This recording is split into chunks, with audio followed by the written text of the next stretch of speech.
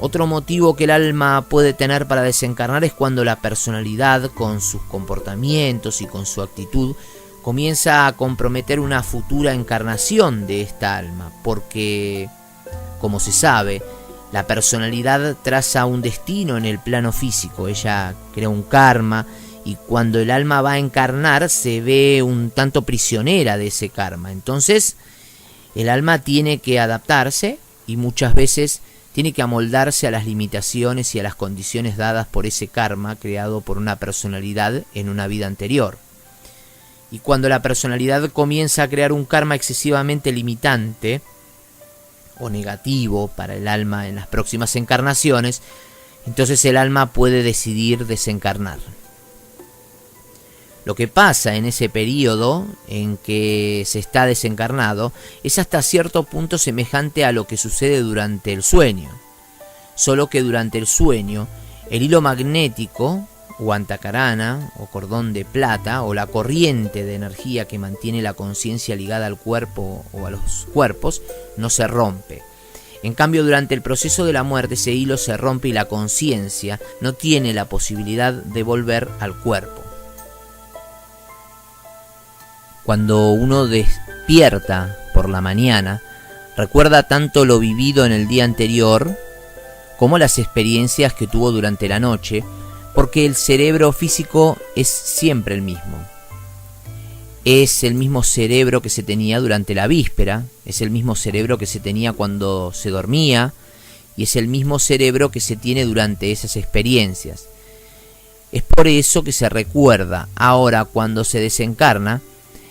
El ser que desencarna, al desencarnar el cerebro también, el hilo magnético se rompe, el cerebro se descompone y en la siguiente encarnación se tiene un nuevo vehículo físico, un nuevo cerebro, nuevos órganos, y él no puede recordar por lo tanto lo que pasó. Pero lo que sucede con la misma conciencia durante el sueño es muy semejante a lo que pasa con la conciencia desencarnada.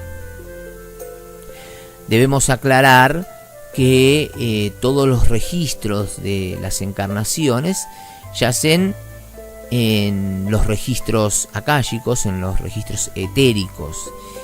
Así que no solamente el individuo cambia de envase o cambia de vehículo en cada encarnación, sino que también la restricción al recuerdo de vidas anteriores está ligado exactamente a la continuidad en la evolución del individuo, porque justamente el recuerdo de vidas pasadas puede limitar la evolución en encarnaciones futuras. Dos tipos de muerte que en general son muy temidas por las personas son las muertes violentas y aquellas que ocurren por cáncer. Si las personas supieran que en las muertes violentas muchas veces aquellos que desencarnan ni perciben que están desencarnando, esas personas no estarían tan tristes por la muerte violenta.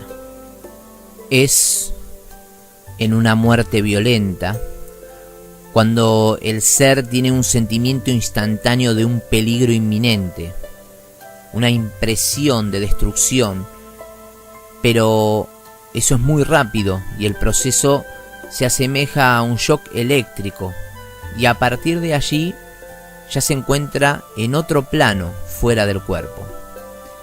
Muchas veces cuando el ser pasa por esa experiencia de desencarnar rápidamente, en un accidente o en cualquier circunstancia violenta, muchas veces esto es tan rápido que sale del cuerpo y fuera de este observa lo que está sucediendo en el plano físico. En los casos de muerte por enfermedad, generalmente el retiro de la conciencia es mucho más lento y si el individuo ofrece resistencia, ese retiro se torna más difícil que una muerte violenta. Cuando se pasa por la experiencia de una muerte violenta, esa experiencia equilibra muchas violencias que se cometieron en vidas anteriores o en la misma encarnación de la cual se está desencarnando. Al practicar mucha violencia durante todo el pasado, toda esta violencia se irradia hacia el universo. una parte de esa violencia que va desequilibrando todo el universo es trabajada por el universo, que es asimilada y resuelta, pero existe una parte que emitimos contra el universo que no puede ser resuelta por él. Y entonces es restituida al individuo para que él mismo se encargue de transmutarla. Ella vuelve para que pueda ser resuelta. Mas no es porque el universo resolvió o asimiló parte de una violencia del individuo que él no tenga más este retorno, sino que se tiene ese retorno de cualquier manera, pero en él existe una parte que ya fue resuelta por el universo y transmutada a través de esta vida única e infinita. Lo que se recibe de vuelta es una cosa que ya pasó por un proceso, y es por eso que no siempre se tiene el retorno de un acto violento de la misma especie que aquel acto que se practicó en el pasado. A veces retorna la misma violencia bajo otra forma, y es que ya fue trabajada en el universo.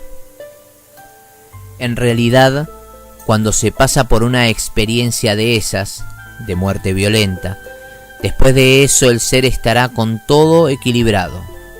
Estará con el equilibrio logrado y no estará más en deuda con respecto a violencias anteriores que hubiera enviado hacia el universo como totalidad.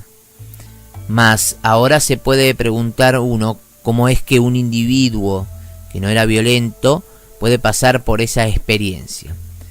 Tal vez él no haya sido violento en esta encarnación, entonces quiere decir que esa violencia volvió hacia él luego de mucho tiempo, inclusive después de que él haya realizado ciertos cambios en sí mismo. No siempre las cosas que se emiten hacia el universo vuelven inmediatamente. Depende del tiempo que el universo ocupa para recibirlas, trabajarlas, asimilarlas, adaptarlas y después devolverlas.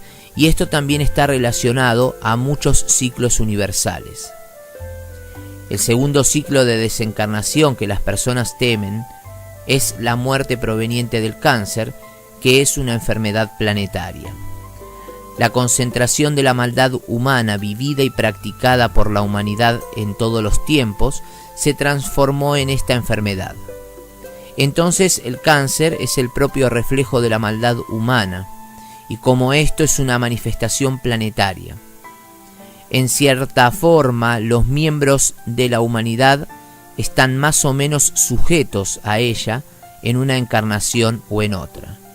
Y cuando un individuo pasa por la experiencia de esa enfermedad, no solo equilibra su propia maldad individual y personal, sino que también equilibra parte de la maldad general que necesita ser transformada y transmutada. Pero esa enfermedad no tiene solo la función de equilibrar esa maldad antigua. Esa especie de fuego libera toda la luz que existe en el centro de cada átomo del individuo físico y libera incluso la luz de la contraparte sutil de esos átomos que existen en otros niveles de conciencia. Si el humano tuviese la clara comprensión de lo que ocurre durante ese proceso, podría sentir y percibir durante el proceso toda la luz en sus átomos, toda la luz en su cuerpo liberándose. Cuando se tiene la posibilidad de convivir inteligentemente con esta enfermedad, o cuando se tiene la posibilidad de comprender todo aquello que está pasando en cada célula, el humano va a ver que una gran parte de la incomodidad, una gran parte del dolor físico, del dolor moral, se va a resolver de alguna otra forma. Va a ver que dentro de ese proceso existe un aprendizaje profundo y una oportunidad de desarrollo.